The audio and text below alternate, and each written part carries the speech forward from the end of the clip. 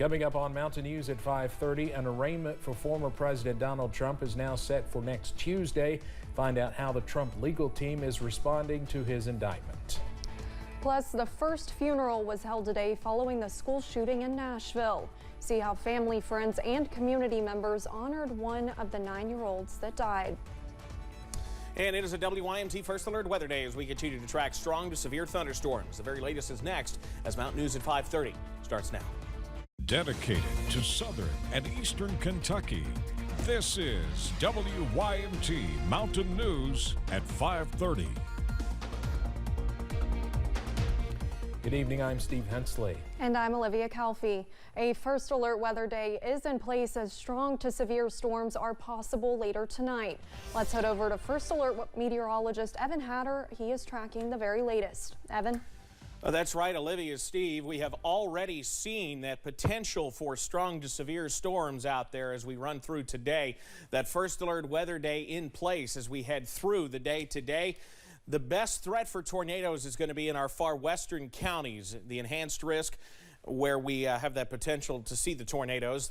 Everybody's got this threat for high winds out there, gusting 60 to 70 miles per hour, and the flooding a possibility as well, but not nearly as high. We've seen just some gusty showers so far today. Haven't been a huge deal out there, but look to the west where we continue to see areas of sunshine. That's making the atmosphere more favorable for severe weather, and a particularly dangerous situation ongoing out to the west and southwest. Numerous tornado warnings in Iowa, Illinois, and down into parts of Arkansas, and where we have already seen a report from a meteorologist at the CBS station in Little Rock, KTHV. A tornado went through there earlier. 600 people injured, if this reporting is correct, out there in Little Rock. So an extremely dangerous situation out to the west. Those storms are headed in our direction, a little bit weaker than they are now, and I'll be tracking those in a few minutes. Olivia? Thank you, Evan. A Manhattan grand jury's unprecedented indictment of former President Donald Trump is expected to be unsealed on Tuesday. New York City is beefing up security ahead of Trump's arraignment. CBS's Bradley Blackburn has the latest from outside the courthouse in Manhattan. CBS News has learned former President Donald Trump will travel to New York on Monday to surrender himself before his court appearance the following day. Secret Service agents will escort Trump to his arraignment, where the grand jury's historic indictment will be formally unsealed, and the former president will be asked to enter a plea. The case centers around payments made to adult film actress Stormy Daniels before the 2016 presidential election. We don't know what's in the indictment, so we could be looking at campaign finance charges. We could be looking at wire fraud, at banking fraud. The NYPD, FBI Joint Counterterrorism Task Force, and U.S. Secret Service are among the agencies coordinating security ahead of Trump's court appearance here next week. He's not worried at all. I mean, he's upset, angry. He is being persecuted politically. That is clear to many people, not only on the right, but on the left. Trump is expected to be fingerprinted and photographed for a mugshot, but not placed in handcuffs. Many Republicans, including former Vice President Mike Pence, are coming to Trump's defense. The unprecedented indictment of a former president of the United States for a campaign finance issue is an outrage. Friday, supporters gathered near Trump's Florida estate. This is going to put him in the office right now. So let him arrest him. He's going to win. After the arraignment, Trump is expected to return to Florida aboard his private jet. Bradley Blackburn, CBS News, New York. The Secret Service, NYPD, court authorities, and other officials are meeting today to plan for the complicated security logistics surrounding the former president's arraignment. 3 stocks with ties to the former president surged today after his indictment was announced yesterday. It's not clear why investors sent shares of the company soaring. Shares of Digital World Acquisition Corporation, the blank check firm seeking to merge with Trump's media venture, increased 10% in pre-market trading. Funware, the company that developed the Trump campaign's mobile app for the 2020 election, gained 4%. And Rumble, a conservative video platform that partners with Trump's Truth Social app, increased 12%.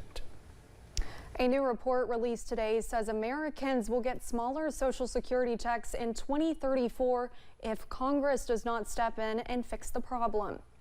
It says the combined Social Security trust funds, which help support payouts for the elderly, survivors, and disabled, will run dry that year. That means the program's continuing income will only cover 80% of benefits owed. About 66 million Americans received Social Security benefits last year. The report adds Medicare Part A will only be able to pay scheduled benefits in full until 2031. After that, it will only cover 89% of total scheduled benefits. About 65 million people used Medicare in 2022. The first of 6 funerals is being held today following the school shooting tragedy in Nashville. This one in memory of 9-year-old Evelyn Dykes. Yesterday, gun control advocates rallied at the Tennessee State Capitol while authorities released 911 calls from inside the school as the shooting was unfolding. CBS's Mark Strassman reports from Nashville. A steady stream of mourners wore pink and other bright colors in tribute to Evelyn Dickhouse's light and love of color. Her family described the 9-year-old, one of 3 children killed in the Nashville school shooting, as a constant beacon of joy. She had a tremendous impact on other people, and so now it's our job to take her light and to spread it. Family and friends of Cynthia Peak, the substitute teacher killed Monday, remember her now as faithful and selfless. Community members joined her husband for a sunset walk on Thursday, something the couple often did together. She loved kids. She died doing what she loved, and that beyond a shadow of a doubt, I know that she was protecting those kids. There's gunshots up at the church! Minutes after the shooter entered the school, I'm hearing rapid fire. Police dispatchers received a flurry of 911 calls. Try to stay quiet. I don't know what's going on there.